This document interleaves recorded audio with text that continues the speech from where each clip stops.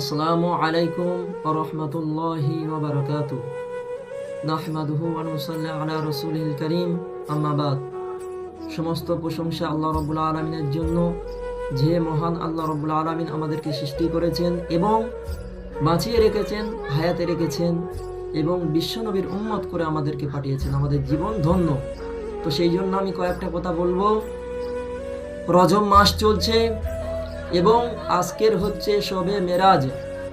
এই দিনে আল্লাহ রসুল সাল্লাল্লাহু আলাইহি ওয়াসাল্লাম আল্লাহ রাব্বুল আলামিনের সাথে দিদারের উদ্দেশ্যে গিয়েছিলেন এবং আমাদের জন্য যে আমরা এই ফরজ নামাজ আমরা আদায় করি না, এই নামাজ কিন্তু আমাদের জন্য নিয়ে এসেছিলেন। 50 ওয়াক্ত থেকে কমিয়ে কমিয়ে 5 ওয়াক্ত করেছে। তাতেই আমরা গাফলতি করে দিচ্ছি, আমরা পড়ছি না। তো আমার বলার উদ্দেশ্য একটাই, আমার মুসলমান ভাই ও বাবাজিরা, যতটা সময় পারবেন সমস্ত কাজ কারবারকে ফেলে রেখে বেশি বেশি করে নামাজ আদায় করার চেষ্টা করবেন।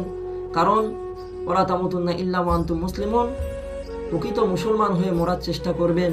আল্লাহ রাব্বুল আলামিন আমাদের যেন শোনা ও বলার থেকে বেশি বেশি আমল করার তৌফিক দান করুক। সকলে বলি আল্লাহুম্মা আমিন ওয়া আখিরি দাওয়ানা আনিল হামদুলিল্লাহি রাব্বিল আলামিন।